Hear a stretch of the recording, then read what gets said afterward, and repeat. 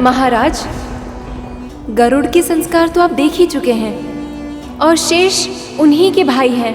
मैं आपसे विनती करती हूँ, आप इन सभी पे अपनी कृपा कीजिए।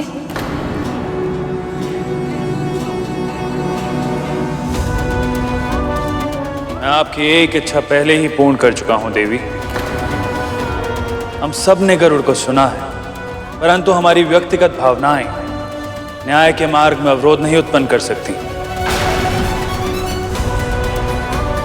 मैं अपने धर्म का पालन करूंगा देवी, और शनि दरबार में इन सब के भाग्य का निर्धारण भी वैसे ही होगा जैसे आज तक होता आया है, उचित प्रक्रिया के माध्यम से।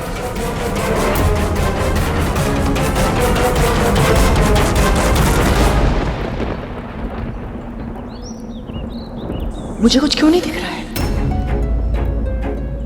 मेरे पुत्र क्यों नहीं दिखाई दे रहे मुझे? मौन क्यों है तू? क्या दिखा तुझे? और तो कुछ नहीं दिखा, पर इतना आभास अवश्य हुआ कि हमारे पुत्रों को अब कोई कठिन परीक्षा देनी होगी। यदि वो उसमें सफल हो गए तो हमारे पास वो निश्चित ही सुरक्षित लौट आएंगे, और यदि सफल नहीं हुई तो? हे प्रभु, मेरे पुत्र वापस आ जाए सुरक्षित, बिना आहित हुए।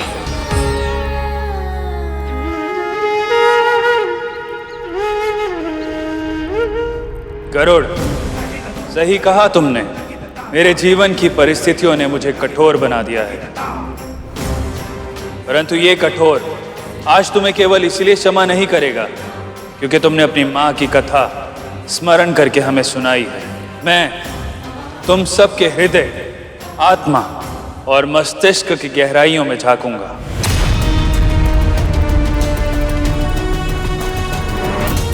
फिर मैं निर्णय लूंगा कि तुम क्षमा के योग्य हो या दंड के, और उसके लिए मैं तुम सब की परीक्षाएं लूंगा। परंतु ध्यान रहे, तुम में से किसी एक भी परीक्षा में उत्तीर्ण हुआ तो तुम सबको शनि की 7.5 का प्रकोप सहना होगा।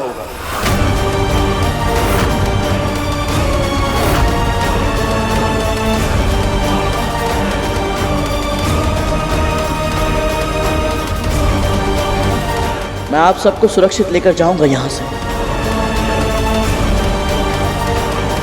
विपदा में व्यक्तित्व निखरता है गरुड़, इसलिए सामने कितना भी घनघोर संकट क्यों ना आए, तू सदैव अपने आदर्शों पर अडिग रहना। यदि तू ऐसा कर पाया तो अपने आप संसार के लिए वंदनीय बन जाएगा। देव, मेरी माँ कहती है कि परीक्षा से कभी भी भयभीत नहीं होना चाहिए, क्योंकि यदि तुम्हें सही उत्तर पता हो तो आत्मविश्वास बढ़ता है, यदि ना पता हो तो ज्ञान। इसीलिए आप कैसी भी परीक्षा क्यों ना लें, मैं तैयार और उत्सुक भी।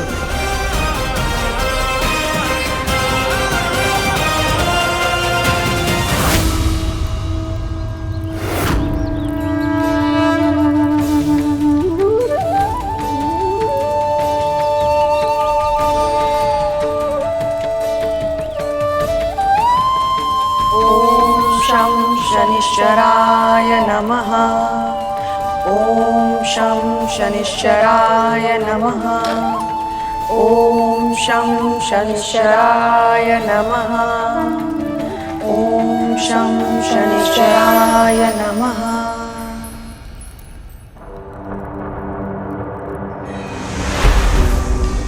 प्रथम परीक्षा के रूप में मैं तुमसे कुछ प्रश्न करूंगा गरुड़, और इस कर्पूर के पूर्ण तरह जल जाने से पहले तुम्हें उन सभी के उत्तर देने होंगे। जो आज्ञा शनिदेव। पहला प्रश्न, जिस जल में सब कुछ घुल जाता है वो क्या है जिसमें जल स्वयं घुला हुआ है? वायुमंडल। और वायुमंडल किसमें घुला हुआ है? स्वर्ग में। और स्वर्ग? स्वर्ग और सभी शेष लोग वैकुंठ में घुले हुए हैं देव। वैकुंठ, वो किसमें घुला हुआ है?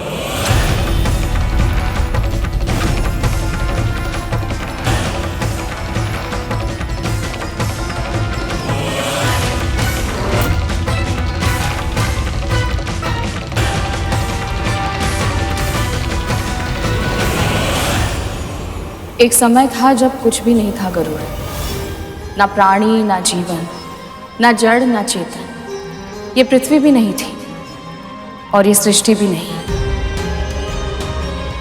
ईश्वर से पहले कुछ था तो केवल ओम का स्वर।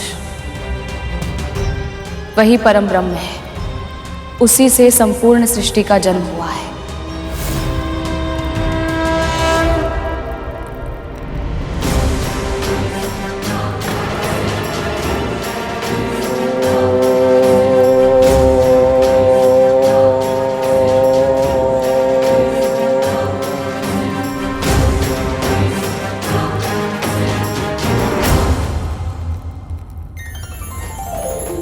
जब कुछ नहीं था तब ओम था। जब कुछ नहीं होगा तब भी ओम ही होगा, क्योंकि ओम ही परम ब्रह्म है।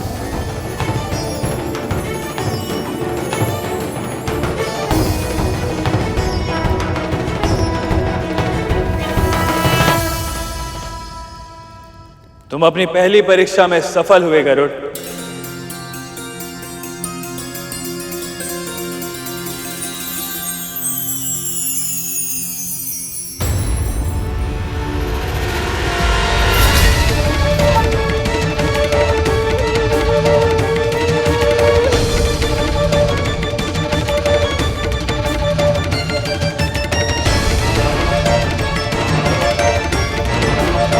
तो शनिदेव हमारी प्रार्थना स्वीकार कर ले और उनका कोई प्रभाव हमारे परिवार पे ना पड़े।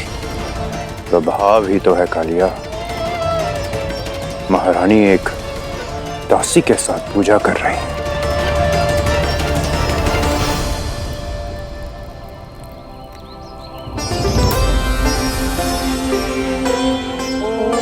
शं शनिश्चराय नमः। लगता है तुम्हारी माँ और विमाता को आभास हो चुका है कि तुम संकट में हो। उनकी प्रार्थनाओं की ध्वनि मुझ तक पहुंच रही है। ओम शं शनिश्चराय नमः। मां से कभी कुछ नहीं छिपता। न जाने कैसे वो मेरे बिना कुछ बताए सब कुछ जान जाती है। दूसरी परीक्षा और अधिक कठिन है गरुड़।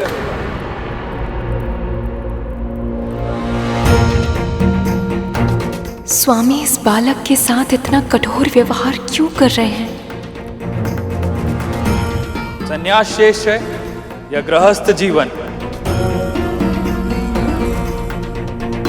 इस प्रश्न का सही उत्तर जानने के लिए तो मैं भी उत्सुक हूँ। तुम्हें क्या श्रेष्ठ लगता है गरुड़? मेरी दृष्टि में गृहस्थ जीवन अधिक श्रेष्ठ है देव। क्यों? कहा तो ये जाता है कि ईश्वर को जानने के लिए पहले स्वयं को पहचानना पड़ता है और स्वयं को पहचानने के लिए संन्यास अनिवार्य है। जैसे कि आपने कहा, एक सन्यासी के लिए अंतिम लक्ष्य होता है ईश्वर या परम सत्य की खोज करना। पर यह खोज तो एक गृहस्थ भी कर सकता है देव। कैसे गरुड़? गृहस्थी के बंधन में बंधा होता है। उसे अपने साथी की और अपने बच्चों की चिंता होती है। परंतु सत्य की खोज तो वो कर सकता है जो स्वतंत्र हो। किसी की चिंता करना बंधन नहीं, प्रेम होता है देव। प्रेम भी तो एक बंधन ही है गरुड़। क्षमा करे देव, यदि प्रेम निस्वार्थ भाव से किया जाए तो बंधन नहीं होता। ऐसा मानने के लिए तुम स्वतंत्र हो गरुड़, पर इसको सिद्ध करने के लिए कोई उदाहरण दे सकते हो?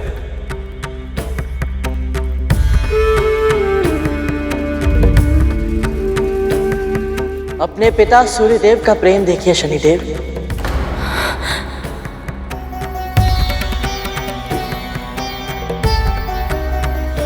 चाहे फूल हो या कांटे, सूर्यदेव समान रूप से सभी को अपनी धूप, अपनी ऊर्जा देते हैं ताकि संसार को जीवन शक्ति मिल सके। पवन देव बिना किसी भेदभाव के सभी को वायु देते हैं। बादल वर्षा और चंद्रदेव शीतलता देते हैं। संपूर्ण प्रकृति हर क्षण अपने उदाहरण से हमें यही संदेश देती है कि प्रेम निस्वार्थ होना चाहिए। जैसे ये सब करते हैं, ये सभी अपना कर्तव्य बिना किसी अपेक्षा के निभाते हैं। इन्हें इसके बदले किसी से कुछ नहीं चाहिए, इसीलिए ये सब बंधन में नहीं है, पूरी तरह स्वतंत्र है। ऐसे ही जब एक गृहस्थ बिना किसी स्वार्थ के बदले में कुछ पाने की आशा के बिना अपने परिवार की चिंता करता है, उनके प्रति अपना कर्तव्य निभाता है, तो वो बंधन में नहीं रहता प्रभु। ऐसा गृहस्थ सहज प्रयास से ही परम सत्य अर्थात ईश्वर को पा लेता है। परंतु गरुड़, एक सन्यासी भी तपस्या करके ईश्वर को पा लेता है, तो गृहस्थ सर्वश्रेष्ठ कैसे हुआ? जब एक सन्यासी ईश्वर को ढूंढने के लिए धर्म के मार्ग पर चलता है तो वो अकेला रहता है, पर जब एक गृहस्थ भक्ति के मार्ग पर चलता है तो उसके साथ पूरा कुटुंब ईश्वर के पथ पर अग्रसर हो जाता है। सन्यासी का ज्ञान बस उसी तक सीमित रहता है, और जो ज्ञान गृहस्थ अर्जित करता है उसे अपने परिवार के साथ, पास पड़ोसियों के साथ, संबंधियों के साथ बांटता है। उस कुटुंब की परंपरा के रूप में यह ज्ञान आने वाली कई पीढ़ियों तक पहुंचता है। इसीलिए मेरा मानना यह है देव कि सन्यासी आदरणीय होता है, पर उससे भी कहीं अधिक श्रेष्ठ गृहस्थ होता है।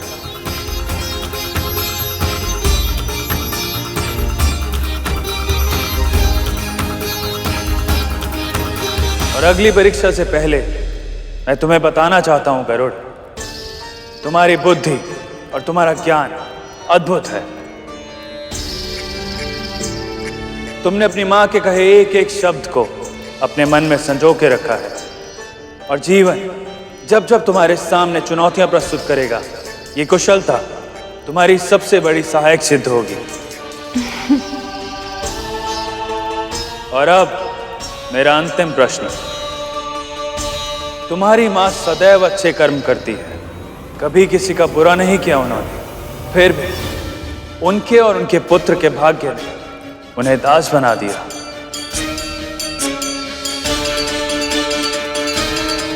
तो बताओ गरुड़, कर्म बड़ा हुआ या भाग्य?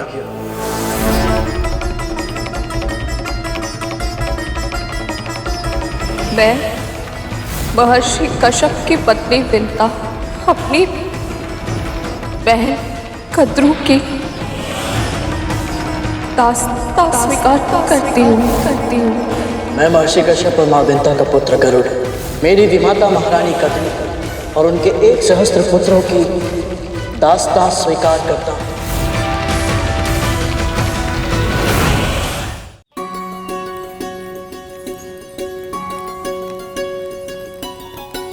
पूजा तो अच्छे से संपन्न हो गई दीदी, अब दान देना आरंभ करें।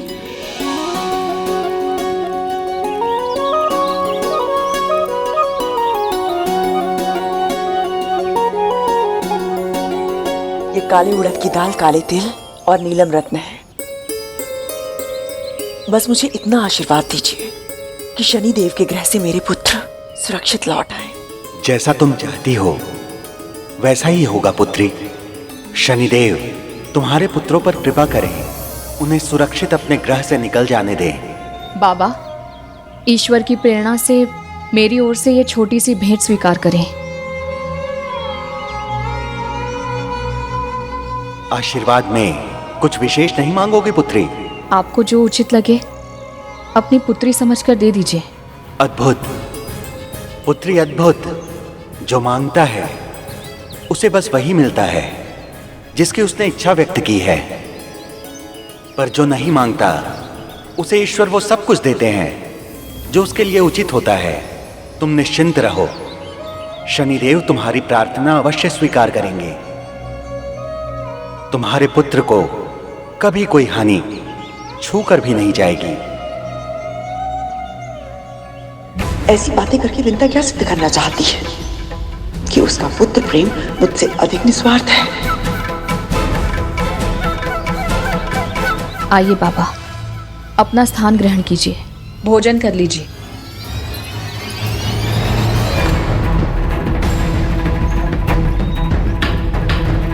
पशु आखिर पशु ही होते हैं, देख रहे हो भैया।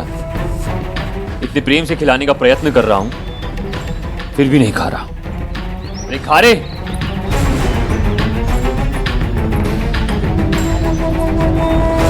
उसे भी वश मत करो, मैं खिलाती हूँ।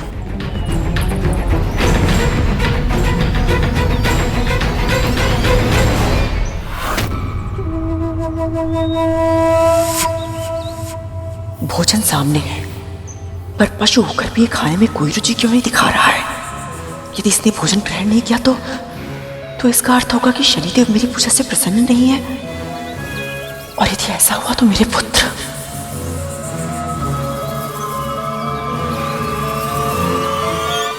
कर्म बड़ा है या भाग्य, ये विवाद तो बहुत लंबे समय से चला आ रहा है प्रभु। सत्य तो ये है कि ये प्रश्न मैंने स्वयं से और अपनी माँ से कई बार किया है कि हमारा जीवन ऐसे क्यों है। पर मेरी माँ कहती है कि जो जिसके योग्य होता है ईश्वर उसे वही देते हैं। हम में से अधिकतर व्यक्ति कई बार एक पल ठहर कर जब अपने आप को देखते हैं तो हम यही सोचते हैं कि ऐसा कठिन जीवन हमें क्यों मिला। पर कालांतर में सच्चे और परिश्रमी व्यक्ति के लिए जीवन की वही कठिनता सबसे बड़ी संपत्ति बन जाती है। इसका सबसे बड़ा उदाहरण है मेरे अरुण भैया, जिनके भाग्य में अर्धविकसित अवस्था में जन्म लेना लिखा था।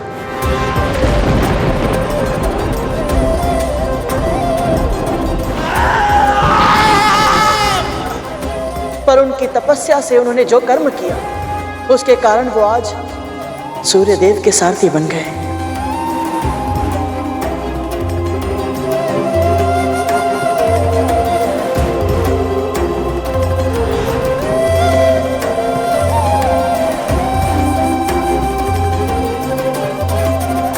इससे यही सिद्ध होता है देव कि भाग्य में जो लिखा है वो महत्वपूर्ण नहीं है। अधिक महत्वपूर्ण है भाग्य के प्रति हमारा दृष्टिकोण। मेरी माँ के भाग्य में दासी बनना लिखा था, पर उनके सोच विचार के ढंग ने उन्हें साध्वी बना दिया।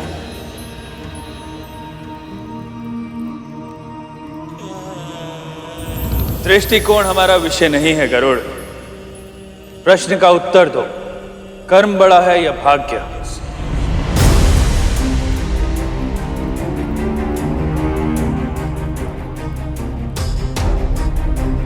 हम अपने भाग्य से नहीं भाग सकते देव, पर हमारे कर्म वो शस्त्र हैं जिनके माध्यम से हम अपने भाग्य को संचालित कर सकते हैं। क्या तुम्हें पूरा विश्वास है कि भाग्य को बदला भी जा सकता है? यदि हमारे कर्म अच्छे होंगे तो हो सकता है कि हम अपने भाग्य को भी बदल पाए। गरुड़, तुम्हें अपने कहे एक एक शब्द को उदाहरण के साथ सिद्ध करना होगा, अन्यथा तुम्हारा उत्तर स्वीकारा नहीं जाएगा और तुम इस परीक्षा में असफल हो जाओगे।